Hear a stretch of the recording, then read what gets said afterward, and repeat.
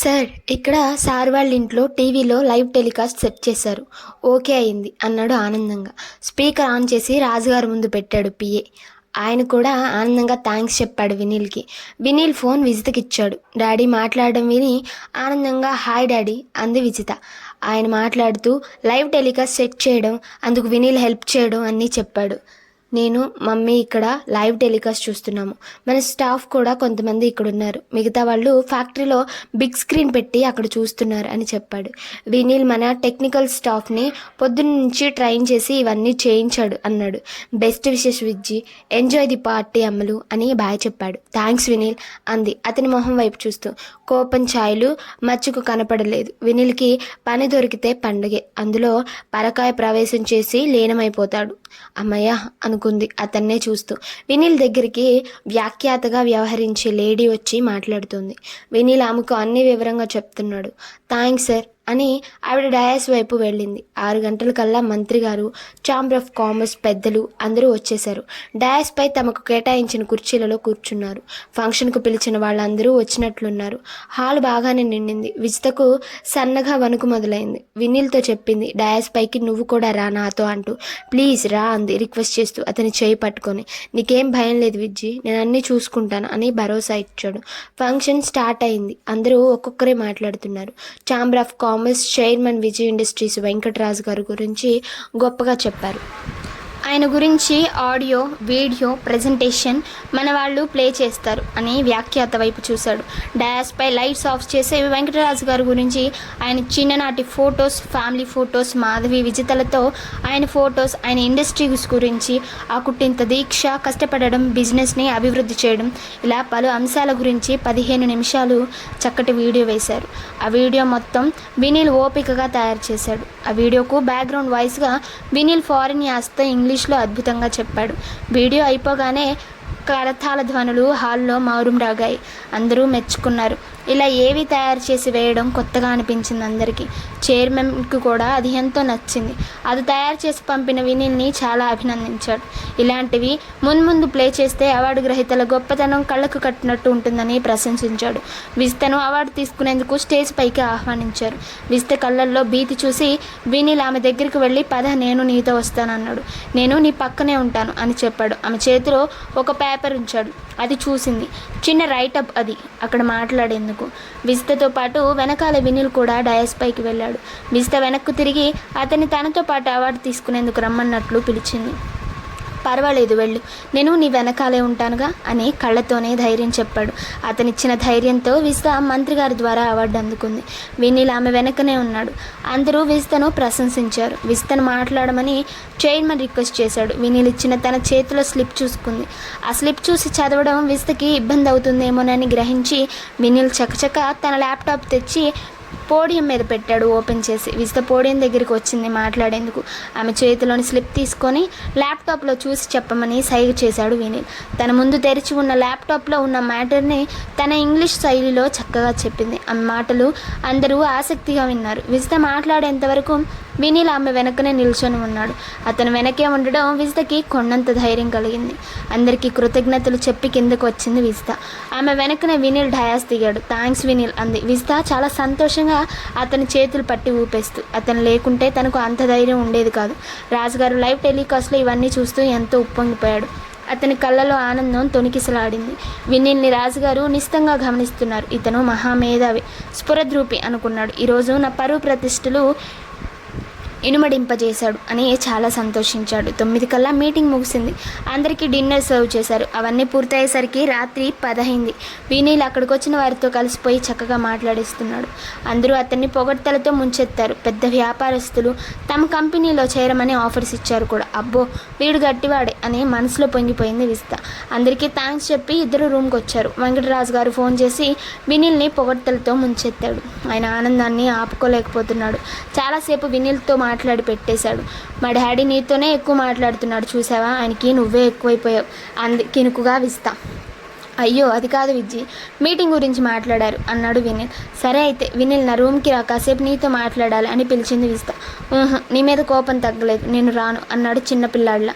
మళ్ళీ మధ్యాహ్న సంగతులు గుర్తుకొచ్చి కోపం మూడ్లోకి మారిపోయాడు వినిల్. ప్లీజ్ రా నీల్ అని బ్రతిమాలింది విస్త. కోపంగా ఉన్నా పట్టు పట్టిందంటే ఇక వదలదు అని విస్త రూమ్కి వెళ్ళాడు వినిల్. నీల్ ఏమైంది, మా జాతకాల గురించి మీ నాన్నగారు ఏమైనా చెప్పారా అంది. ప్రొద్దున్న నాన్నగారు ఫోన్ చేసిన విషయం అప్పుడు గుర్తుకొచ్చింది వినిల్కి. సారీ విజ్జి, మన జాతకాలు కుదరలేదని చెప్పాడు. అవునా అంటూ బిగ్గరగా ఏడుపు మొదలుపెట్టింది విస్త. హే దానికోసం ఎందుకు ఏడుపు అన్నాడు కంగారు పడుతూ. నీకోసం ఇప్పటి వరకు వేచి చూశాను, జాతకాలు కుదురుతాయేమో అని ఆశగా ఉన్నాను. నీ మాటలు నాకు బాగా ఏడుపు తెప్పిస్తున్నాయి. నువ్వు లేకుండా నేను నా జీవితం ఊహించుకోలేను అంది నిరాశగా. ఇప్పుడేమైంది విజ్జి, నువ్వు కూడా జాతకాలు కుదిరిన అబ్బాయినే పెళ్లి చేసుకోవచ్చుగా అన్నాడు. అతని మాటలకు విస్త ఏడుపు ఇంకా ఎక్కువైంది.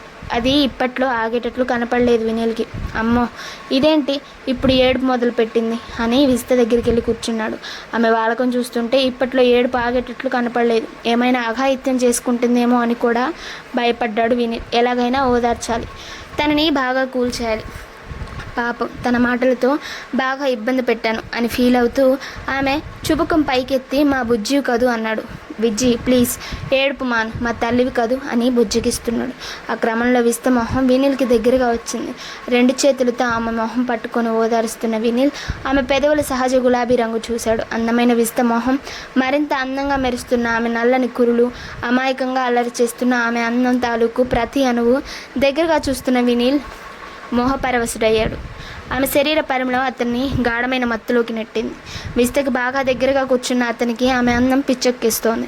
ఒక క్షణం మైకం కమ్మినట్లు అయింది అతనికి. మైండ్ పూర్తిగా బ్లాక్ అయింది. విచక్షణ కోల్పోయాడు. తన పెదవులతో ఆమె పెదవులను గాఢంగా చూపించాడు. ఆమె లేత పెదవులు సన్నగా వణుకుతున్నాయి. ఆమె పెదవుల తడి ఎంతో రుచిగా అనిపించి పదే పదే అలా చేశాడు. వినిల్ హఠాశ్చర్యకు విస్త ఒక్కమారు ఆశ్చర్యపోయి అతని వైపు చూసింది. అతని పెదవులు ఇంకా అక్కడే ఉన్నాయి, ఏదో కావాలన్నట్లు. అతను దాహార్తిగా ఉన్నట్లు అర్థమైంది ఆమెకు. ఆమె అప్రయత్నంగా అతని మీదున్న ప్రేమ హృదయాంతరాలలో ఉవ్వెత్తున ఎగిసింది. ఆ మధుర క్షణం కోసమే ఆమె ఎన్నో ఏళ్లుగా ఎదురు చూస్తోంది. అతని జుట్టులోకి చేతులు పోనిస్తూ దగ్గరకు తీసుకొని తను కూడా అతని పెదవులను ముద్దాడింది. ఆమె చర్యకు ఇక ఆగలేకపోయాడు వినిల్. అతనిలోని బ్రహ్మచర్యం మారుమూల నక్కి చూస్తున్నదల్లా ఇక అతని కంట్రోల్ తప్పుతున్నాడని గ్రహించి మూటా ముళ్ళా సర్దుకొని కాశీకి పలాయనం చిత్తగించింది.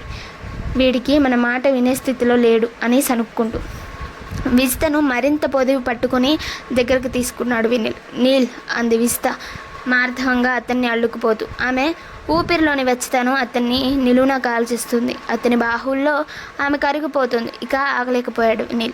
మన్మధుడు వినిల్పై పూల బాణం వేద్దాం అనుకున్న వడాల వినిల్ ఆవేశం చూసి ఆగిపోయాడు. ఒక బాణం ఎందుకులే వేస్ట్ అని, అందులోనూ పూల ఖరీదు బోలెడు పెరిగిపోయింది కూడా అనుకుంటూ వినిల్ విస్తని ఇద్దరిని ఆశీర్వదించాడు. సుఖాల సాగరంలో మునిగి తేలమని. వినిల్ విస్త ఓ గంట పాటు హైరాణ పడ్డారు.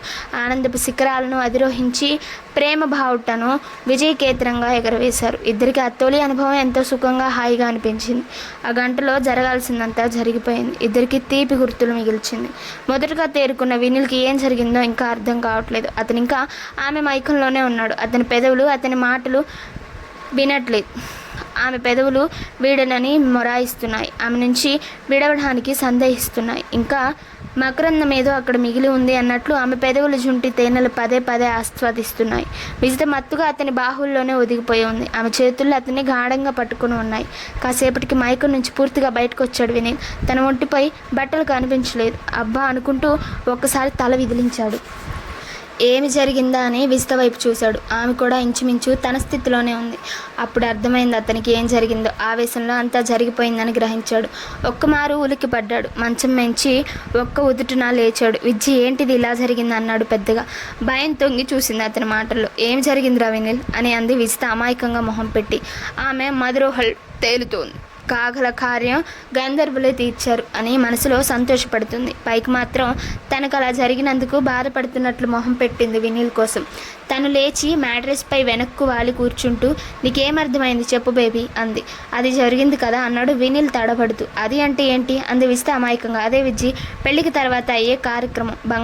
బాగా కంగారు పడుతున్నాడు వినిల్. కాస్త వివరంగా చెప్పమ్మా అంది విస్త లోపల హుర్రే అని ఎగిరి గంతేస్తూ. అదే విజ్జి, పెళ్లి తర్వాత జరుగుతుంది చూడు శోభనం అని నసుగుతూ ఉన్నాడు. అవును, ఇప్పుడు తమరు చేసిన పని అదే. ఇప్పటి వరకు దాచి ఉంచిన నా ఆడతనాన్ని మీరు సునాయాసంగా దోచేసుకున్నారు తెలుసా. ఇంతకాలం మీరు అమాయకులని భ్రమపడ్డాను. అమ్మ, ఒక్కసారిగా మీ విశ్వరూపం చూపించారు అంది భయం నటిస్తూ విస్తా. మీరు చేసిన పనికి నాకు పెద్ద శిక్ష వేశారు. నన్ను ఏకంగా తల్లిని చేశారు అంది మరీ భయపెడుతూ. 9 నెలలు వెయిట్ చేస్తే నీకు బుల్లి నీళ్ళని చేతిలో పెడతా అంది పెద్దగా నవ్వుతూ. అమ్మో, ఇదేంటి బ్లాక్మెయిల్కి దిగింది, ఏంటి నీకు సరదాగా ఉందా అన్నాడు కోపంగా వినిల్. మరి నాకు ఫన్, నీకు ఫ్రస్ట్రేషన్ అంది నవ్వు ఆపుకుంటూ. ఇది ఎంత ప్రమాదమో నీకు తెలుస్తుందా అన్నాడు గాబరాగా. ఏంటో ఆ ప్రమాదం? నేను సేఫ్ పీరియడ్లో లేను. అది చెప్పేంతలోనే తమరు చేయాల్సిందంతా చేశారు. ఇంకేముంది, పిల్లల్ని పెంచడానికి ఏర్పాట్లు చేసుకోండి. పెళ్లి చేసుకోరా బాబు అని నెత్తి నోరు మొత్తుకున్నాను. వింటేగా తమరు ఒకేసారి పెళ్లి తదుపరి కార్యక్రమం చేశారు. నీకు మరీ దూకుడు ఎక్కువరా బుజ్జి. నువ్వు కనిపించేంత మామూలుడివి కాదు, అసాధ్యుడికి పెద్దన్నవి అంది నవ్వుతూ వీస్తా. తనకు వచ్చిన ఈ అవకాశాన్ని జారవిడుచుకోదలుచుకోలేదు వీస్తా. ఓ మై గాడ్, సేఫ్ కాదని చెప్పొచ్చు కదా, ఎందుకు నన్ను ఎంకరేజ్ చేసావు? అంతా నీ తప్పే అన్నాడు ఫ్రస్ట్రేషన్తో విన్న. నా తప్పేం లేదు విజ్జి గారు, తమరే తాగుతున్నమ్మా అని నా దగ్గరకు వచ్చి ముద్దులతో ముంచెత్తి అంతటితో ఆగక ఆ కార్యక్రమాన్ని కూడా కానిచ్చేశారు అంది విజిత. ఆమె వైపు చూడలేకపోతున్నాడు వినిల్. అతనికి నోట మాటలు కూడా రావడం లేదు. మొదటిసారి ఒక అమ్మాయి ముందు దోషులా నిలబడడం అతనికి చాలా అవమానంగా ఉంది. ఇంతకాలం జాగ్రత్తగా పట్టుకొస్తున్న తనపై తన నమ్మకాన్ని ఇలా అయిపోవడం అతను జీర్ణించుకోలేకపోతున్నాడు. ఇది ఎలాంటి అవమానాలకు అపనిందలకు దారితీస్తుందని తెగ ఫీల్ అవుతున్నాడు మనసులో. వినిల్ బాగా దిగులుగా కుంగిపోవడం చూసి బాధపడింది విజిత. నీల్, తెలుసో తెలియకో లేక తొందరపాటు ఒక పెద్ద తప్పు జరిగింది. అందులోనూ ఇది మన ఇరువురి జీవితాలను శాసించి ముడేసే తప్పు. కారణం నువ్వా నేనా అన్న వాదనలు ఇప్పుడెందుకు?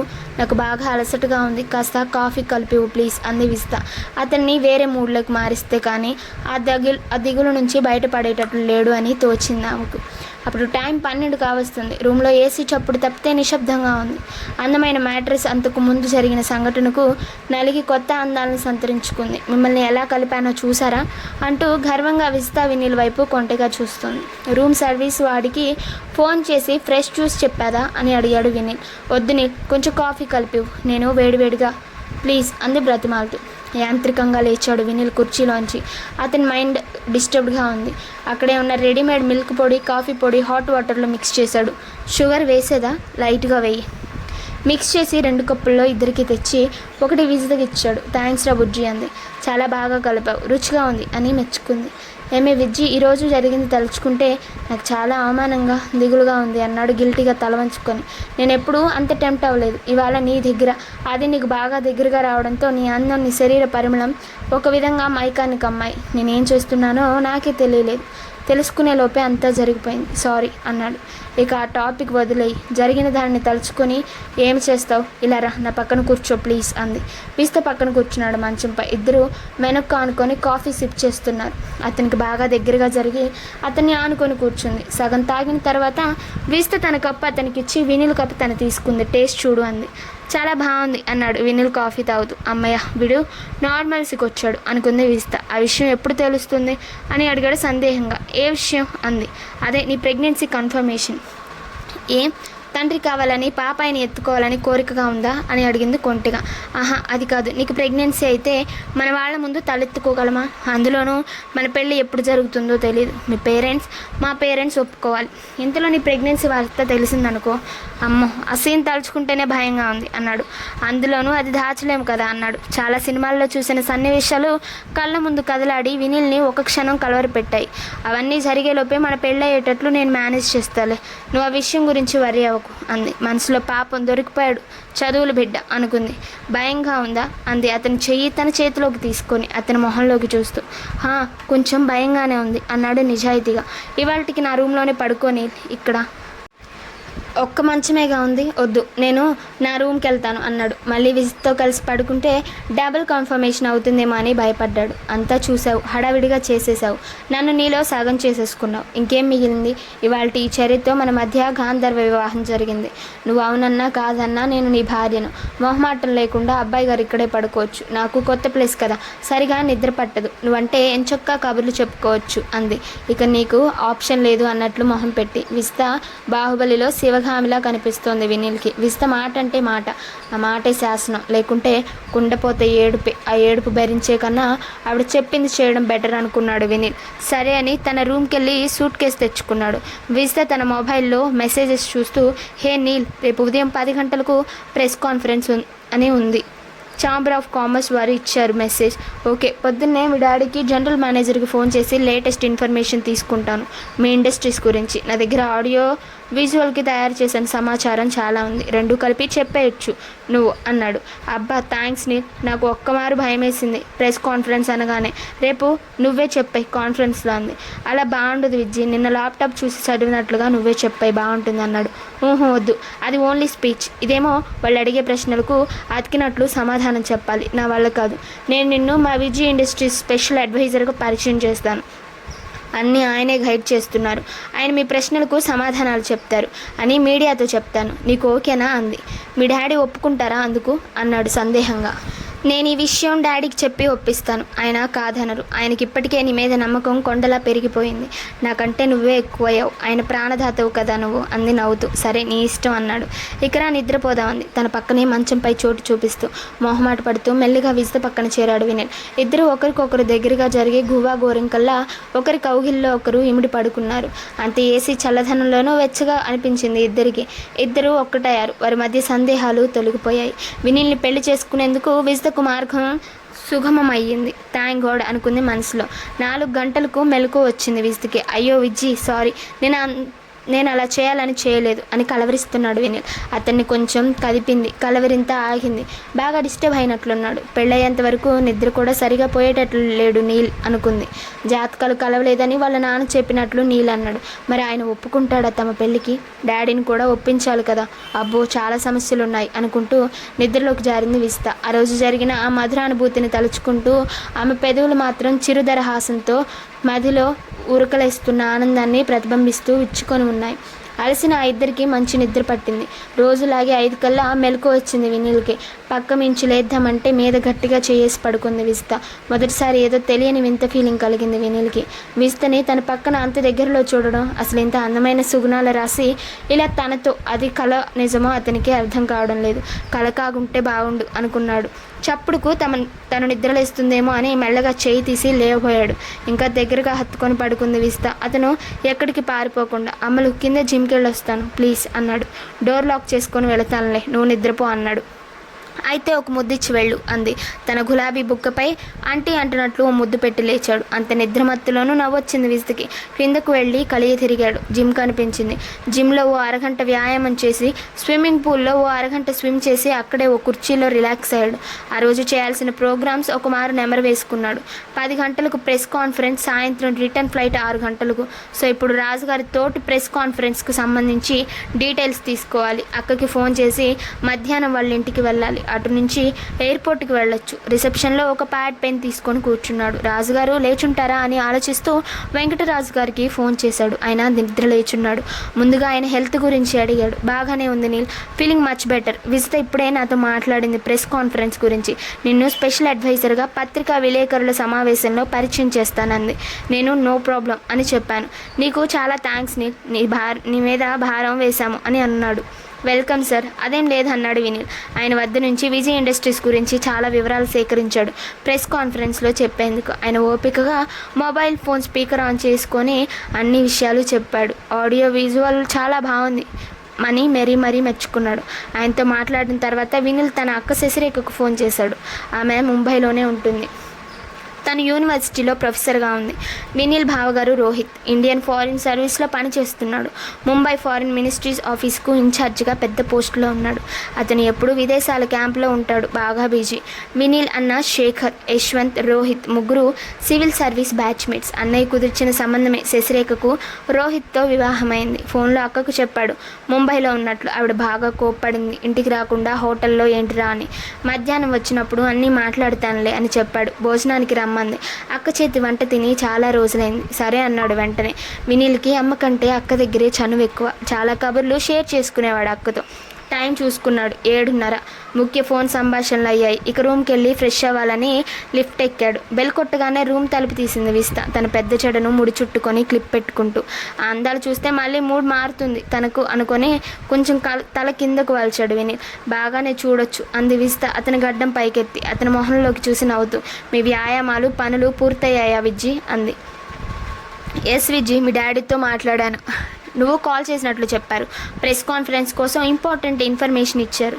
మా అక్క శశిరేఖ ఇక్కడే ఉంటుంది. అక్కడికి ఫోన్ చేశాను. ప్రెస్ కాన్ఫరెన్స్ కాగానే రూమ్ వెకేట్ చేసి అక్క దగ్గరికి వెళ్ళాం. లంచ్ వాళ్ళ ఇంట్లోనే అన్నాడు. ఓహ్, చాలా షెడ్యూల్ ఉందన్నమాట ఇవాళ అయ్యగారికి. నేను నీతో ప్రైవేట్గా టైం స్పెండ్ చేద్దాం అనుకున్నాను, అయితే కుదరదన్నమాట అంది నిరాశగా మొహం పెడుతూ విజిత. హైదరాబాద్లో మనం ఎప్పుడైనా కలిసి మాట్లాడుకోవచ్చుగా విజ్జి, అక్కడ బోల్డ్ అంత టైం మనకు అన్నాడు నవ్వుతూ. మా అక్కని పరిచయం చేస్తే నువ్వు వదిలిపెట్టవు. ఓకే ఓకే కలుద్దాం. కాకుంటే నువ్వు నాకు ప్రామిస్ చేయాలి, హైదరాబాద్ వెళ్ళగానే నీ సాఫ్ట్వేర్లో తలదూర్చకుండా నాకు రోజు కొంత సమయం కేటాయించాలని. సరే బుజ్జి అన్నాడు. కెటిల్లో ఉన్న కాఫీ కప్పులో పోసి వినీల్కి ఇచ్చింది. నీకు అన్నాడు. హాఫ్ తాగి ఇవ్వు అంది. అబ్బా ఎంగిలి అన్నాడు. పర్వాలేదు, నాకు ఇష్టమే అంది. పెళ్లి చేసుకుంటావుగా నన్ను అంది వినీల్ మొహంలోకి చూస్తూ. నాదేం లేదు, నువ్వే చేసుకోవాలి నన్ను. మీరు రాణిగారు కదా. You are my first crush prince baby అంది అతని బుగ్గలు పట్టుకొని లాగుతూ. తన రూమ్కి వెళ్ళి స్నానం చేసి డ్రెస్అప్ అయ్యి వస్తానన్నాడు. ఏం వద్దు, మీ సూట్ కేసు ఇక్కడే ఉంది, ఇక్కడే చేయండి అంది విజిత ఆర్డర్ జారీ చేస్తున్నట్లుగా. అదేదో సినిమాలో డైలాగ్ అంతేగా గుర్తొచ్చి పైకి అనబోయి బాగుండదని సరే అంటూ స్నానానికి వెళ్ళాడు బుద్ధిగా. కాసేపట్లో ఇద్దరూ ఫ్రెష్ అప్ అయ్యారు. విజిత తన పొడవాటి జడ దూకుంటూనే ఆ నల్లని కురులను అలానే చూస్తుండిపోయాడు. చూడడానికి చాలా ముచ్చటగా ఉంది, ముట్టుకోవచ్చా అని అడిగాడు వినీల్. నువ్వే జడ వేయి అని దువ్వెన వినీల్ చేతికిచ్చింది విజిత. నాకు ఎలా వేయాలో తెలియదుగా విజ్జి అన్నాడు. నేను చెప్తానులే, అలా చెయ్యి అని నీల్ చేత జడ వేయించుకుంది. అంతా అయిన తర్వాత ఇక ఆగలేక ఆమె అందమైన నుదుటి పాపటిలో ముద్దు పెట్టాడు. థ్యాంక్స్ నీల్ అంది విజిత. టిఫిన్ రూమ్కి తెప్పించుకున్నారు. ఈలోపు వినీల్ తన ల్యాప్టాప్లో ప్రెస్ కాన్ఫరెన్స్కి సంబంధించిన నోట్ తయారు చేసుకున్నాడు. అతను ప్రిపేర్ చేస్తుంటే విజిత స్పూన్తో టిఫిన్ అతని నోట్లో పెట్టింది. తాను తింది. అబ్బా ఎందుకు, నేను తింటానులే విజ్జి అన్నాడు. పర్వాలేదు, నువ్వు బిజీ కదా నీల్, టైం 10 అయింది. కాన్ఫరెన్స్ హాల్కి వెళ్ళారు ఇద్దరు. కొద్దిసేపటికి ఛాంబర్ ఆఫ్ కామర్స్ చైర్మన్, అతని స్టాఫ్, మీడియా బృందం అంతా వచ్చారు. వీడియో కవరేజ్ మొదలయ్యింది. ఇది కూడా లైవ్ పెట్టారు అన్ని నేషనల్ రీజనల్ ఛానల్స్లో. వినీల్ వెంకటరాజు గారు పిఏకి ఫోన్ చేసి చెప్పాడు లైవ్ వస్తుందని. దాని తాలూకు వివరాలు విజయ్ ఇండస్ట్రీస్ టెక్నికల్ స్టాఫ్కి చెప్పాడు. అక్కడ వెంకటరాజు గారు లైవ్లో ప్రెస్ కాన్ఫరెన్స్ చూడొచ్చని చైర్మన్ విజితను ఆహ్వానించాడు మీడియాతో మాట్లాడేందుకు. విజిత అందరికీ నమస్కరిస్తూ తమ Vijay industries special adviser Vineel మాట్లాడతారని, అన్ని ప్రశ్నలకు సమాధానాలు ఇస్తారని చెప్పింది. వినీల్ని అందరికీ పరిచయం చేసింది. వినీల్ ఓ చిన్న కాగితం తన ముందు పెట్టుకున్నాడు. మీడియా బృందం ఓ అరగంట సేపు రకరకాల ప్రశ్నలు సంధించారు. అన్నిటికీ అద్భుతంగా సమాధానాలు చెప్పాడు వినీల్. అతని మెమరీ చాలా పదును. ఇలాంటి టాస్క్ దొరికిందంటే ఇక అతన్ని ఆపడం చాలా కష్టం. టకటక అన్నిటికీ తడుముకోకుండా అతికినట్లుగా సమాధానాలు చెప్పాడు. మీడియా అడిగిన ప్రశ్నలకి వినీల్ ఇచ్చిన సమాధానాలకి వెంకటరాజు గారు విజిత చాలా ఆశ్చర్యపోయారు. లైవ్ చూస్తున్న రాజుగారు అయితే తాను కూడా అలా చెప్పలేనేమో అనిపించింది. అలా ప్రెస్ కాన్ఫరెన్స్ చాలా చక్కగా ముగిసింది. కాన్ఫరెన్స్ మొదలవ్వక ముందే వినీల్ మీడియా వారందరికీ ఖరీదైన బహుమతులు అందజేశాడు. వాళ్ళు చాలా మంచి కవరేజ్ ఇచ్చారు. ఛాంబర్ ఆఫ్ కామర్స్ చైర్మన్ వినీల్ని చాలా మెచ్చుకున్నాడు. 11 కల్లా ఇద్దరు రూమ్కి వచ్చారు. నీల్, నీకు థ్యాంక్స్ చెప్పాను అంది విజిత. ఏంటి విజ్జి, నేనేమైనా తప్పుగా చెప్పానా అన్నాడు ఆలోచించుకుంటూ. వినీల్ దగ్గరికి వెళ్ళి అతని మొహం 2 చేతుల్లో తీసుకొని పెదవులపై ముద్దు పెట్టి థ్యాంక్స్ అంది. ఓహ్, ఇలా థ్యాంక్స్ చెప్పావా అన్నాడు నవ్వుతూ. కాబోయే శ్రీవారికి అప్పుడప్పుడు ఇలా చిన్న చిన్న కానుకలు ఇస్తుంటా అంది. థ్యాంక్స్ రా పండు అన్నాడు వినీల్. ఇద్దరు రూమ్ ఖాళీ చేసి వినీల్ వాళ్ళ అక్క దగ్గరికి బయలుదేరారు. నీల్, దారిలో షాపింగ్ చేయాలి అంది విజిత కారులో కూర్చుంటూ. సరే అన్నాడు వినీల్. క్యాబ్ డ్రైవర్కి చెప్పాడు షాపింగ్ కాంప్లెక్స్ దగ్గర ఆపమని. ఓ పెద్ద షాపింగ్ మాల్ దగ్గర ఆగింది కారు. లోపలికి వెళ్ళారు విస్తా వినీల్. ఏం కొనాలి విజ్జి ముంబైలో అన్నాడు. మీ అక్క వాళ్ళకి లేండి, మీ అక్క ఫోటో చూపించండి అంది. మొబైల్లో తన అక్క పిల్లల ఫోటో చూపించాడు. ఓ చాలా బ్యూటిఫుల్గా ఉంది మీ అక్క, పిల్లలు ఇంకా క్యూట్గా ఉన్నారు అంది. థ్యాంక్స్. అక్కకు 2 అబ్బాయిలు, కమల పిల్లలు. ఓహ్ వెరీ నైస్ అంటూ ఒక చీరల షాప్లోకి వెళ్ళింది విస్తా. ఫాలో అయ్యాడు వినీల్. అమ్మో ఏడవల షాపింగ్ గురించి చాలా స్టోరీస్ విన్నాడు వినీల్. అరే ల్యాప్టాప్ తెచ్చుకుంటే బాగుండేదే అనుకున్నాడు. ఆ టైంలో వర్క్ చేసుకోవచ్చు. చూద్దాం ఎంతసేపు పడుతుందో అని ఆలోచిస్తున్నాడు. ఓ 5 నిమిషాలు చీర సెలెక్షన్ పూర్తయి బిల్ పే చేసింది విస్తా తన కార్డుతో. అలాగే పిల్లలకు కూడా డ్రెస్సెస్ తీసుకుంది. ఓ మై గాడ్ ఏంటి విజ్జి ఇంత తొందరగా అన్నాడు ఆశ్చర్యంగా. నా షాపింగ్ చాలా ఫాస్ట్గా ఉంటుంది నీల్ అంది నవ్వుతూ. వెరీ నైస్ అని మెచ్చుకున్నాడు వినీల్. ఓ గంటలో శశిరేఖ వాళ్ళ సివిల్ సర్వెంట్స్ గేటెడ్ కమ్యూనిటీకి చేరుకున్నారు. కాలింగ్ బెల్ కొట్టగానే వెయిట్ చేస్తున్నట్లు తలుపు తీసింది శశిరేఖ. వెనకాలే ఆమె పిల్లలు కూడా వచ్చారు. వినీల్ కళ్ళెదురు కనపడేసరికి ఒరే బుజ్జి అంది ఆనందంగా శశిరేఖ. మామయ్య అని పిల్లలిద్దరూ కేకలు పెడుతున్నారు. వినీల్ వెనకాల నిల్చున్న విస్తాని చూసి ఎవరి కుందనపు బొమ్మ అని ఫ్రెండా అంది. అవునక్క, పేరు విస్తా అంటూ 2 లగేజ్ లోపల పెట్టాడు వినీల్. పిల్లలు మమ్మీ మమ్మీ మామయ్య టీవీలో ఏదో చెప్తున్నాడని అరుస్తున్నారు. అందరూ సోఫాలో కూర్చొని టీవీ వంక చూశారు. ప్రొద్దుటి ప్రెస్ కాన్ఫరెన్స్ రిపీట్ చేస్తున్నారు ఇంగ్లీష్ ఛానల్స్లో. అందులో విస్తా వినీల్ని చూసి ఏంటిరా ఈ కథ ఎప్పుడు విజయ్ ఇండస్ట్రీస్లో జాయిన్ అయ్యావు, మాకు చెప్పలేదు అంది. అదేం లేదక్క, ఇది తాత్కాలిక హోదా మాత్రమే. నేను సాఫ్ట్వేర్ కంపెనీలోనే వర్క్ చేస్తున్నా. ఈ మేడం వాళ్ళ ఇంటి పక్కనే నేను ఉంటాను అంటూ వెంకటరాజు గారి గురించి జరిగిన సంఘటనల గురించి క్లుప్తంగా చెప్పాడు. మరి ఈ మేడం అని విస్తా వైపు చూపించింది. విజయ్ ఇండస్ట్రీస్ ఓనర్ మా బాస్ అన్నాడు నవ్వుతూ. ఎంతలో వంట ఆవిడ అందరికీ ఫ్రెష్ జ్యూస్ తెచ్చింది. పిల్లలిద్దరూ ఆంటీ అంటూ విస్తా దగ్గరికి చేరారు. విస్తా వాళ్ళని ముద్దు చేస్తూ కబుర్లు చెప్తోంది. విస్తా తనకు కొన్ని శారీ పిల్లల డ్రెస్సులు శశిరేఖకు ఇచ్చింది. హే ఎందుకు ఇవన్నీ ఇప్పుడు అంది మొహమాట పడుతూ. తీసుకో అక్క, లేకుంటే బోరున ఏడుస్తుంది, అప్పుడు నీకు ఆప్షన్ ఉండదు అన్నాడు. నాకు ఏదో కొంచెం అర్థం అవుతుందిరా. ఏమ్మా ఏమన్నా రహస్యాలు ఉన్నాయా మీ మధ్య అంది విస్తా. ఇక దాచడం ఎందుకని వినీల్తో తన ప్రేమ గురించి శశిరేఖతో చెప్పింది విస్తా. 1 సైడ్ లవ్వా లేక బుజ్జిగాడు కూడా నిన్ను ప్రేమిస్తున్నాడా అని అడిగింది శశిరేఖ. వీడియో నచ్చినట్లయితే లైక్ చేసి సబ్స్క్రైబ్ చేసుకో.